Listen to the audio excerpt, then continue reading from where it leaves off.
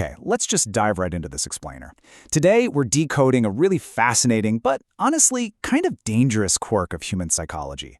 We're looking at why millions of people believing a completely stupid idea doesn't, magically transform it into a smart one. I mean, you see a million people buying a specific product, or an entire timeline just nodding along with the trending take, and your brain instantly runs this super lazy calculation, right? It goes, well, they can't all be wrong, but actually, they absolutely can be. So today, we're pulling back the curtain on the psychological pressure that makes us cave to bad logic, and we're going to give you the tools to shield your mind from herd mentality. Before we get into the heavy logic, let's start with a direct, maybe slightly embarrassing question. Have you ever bought a completely useless, absolutely terrible product just because it had millions of views on TikTok, only to realize like 2 days later that it was total garbage? Hey, don't lie, we've all been there. Honestly, raise your hand if your brain has ever been hijacked by crowd hype, making you trade in your intellectual independence for whatever viral trend is happening. It happens to the best of us, but understanding exactly why it happens is the first step to making sure it never happens again. So, welcome to the bandwagon. You see a massive crowd, or maybe just a digital timeline stuffed with identical, repetitive takes, and wow, it's overwhelming.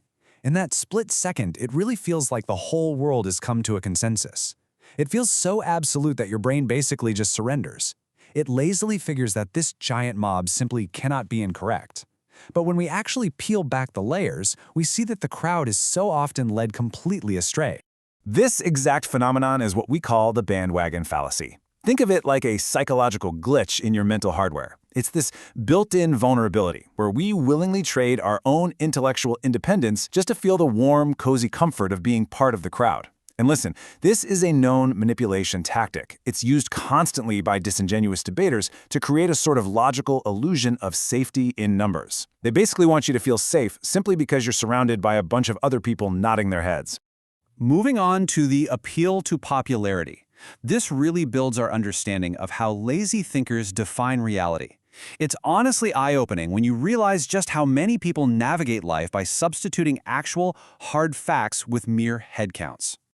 To really grasp the problem here, we need to define the exact tactic being used against you. In the study of logic, this is known as the appeal to popularity.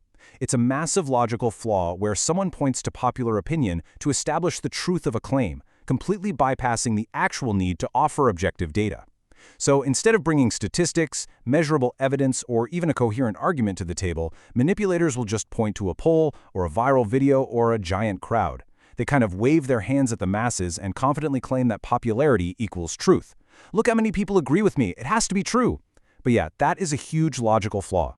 Because the crucial point here is a simple, mathematical reality.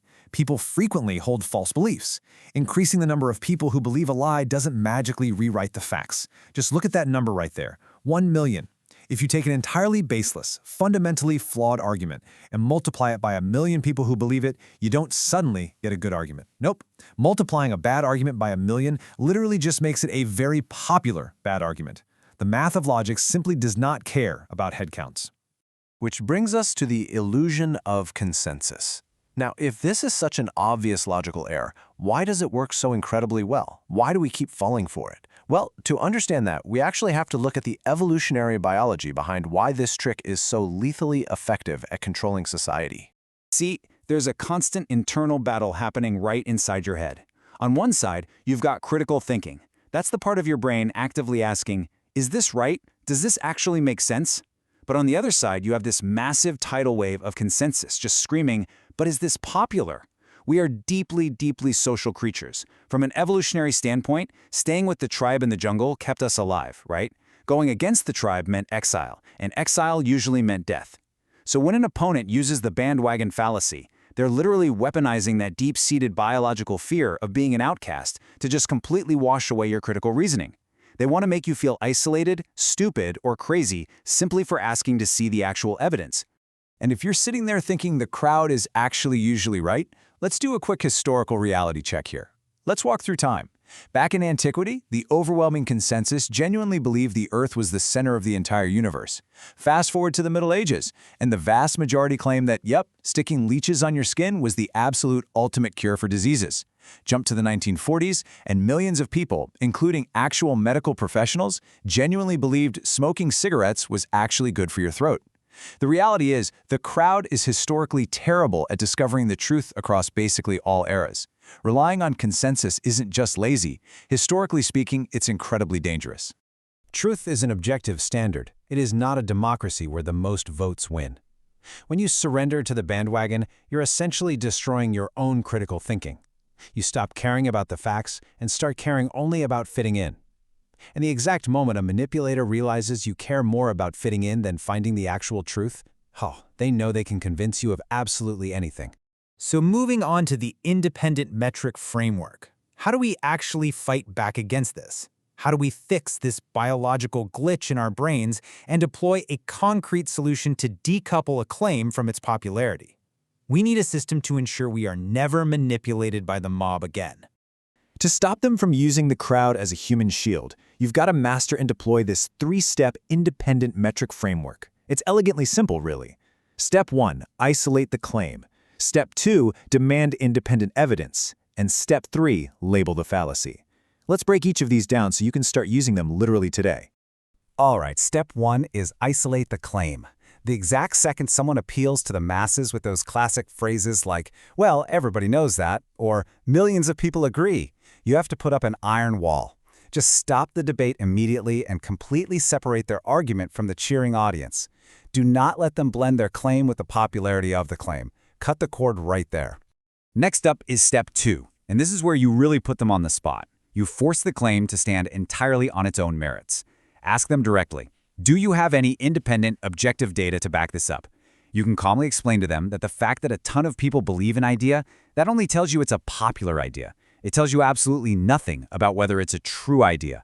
So demand that independent, objective evidence and do not let them rely on a headcount. Finally, step 3. If they refuse to provide data, if they deflect, or if they just point right back to the size of the crowd, you've got to expose their lack of logic directly.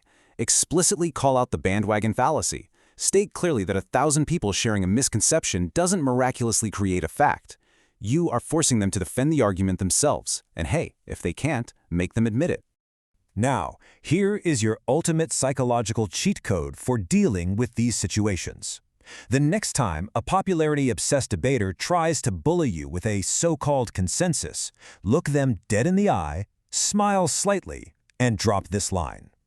If 1 million people say a foolish thing, it is still a foolish thing.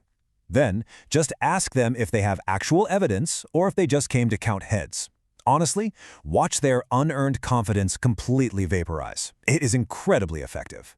As we wrap up this explainer, I want to leave you with this final thought. A genuine debate requires real intellectual courage. So you have to ask yourself, will you have the intellectual courage to stand alone with the facts, or will you hide comfortably in a crowd of bad logic? The choice is entirely yours.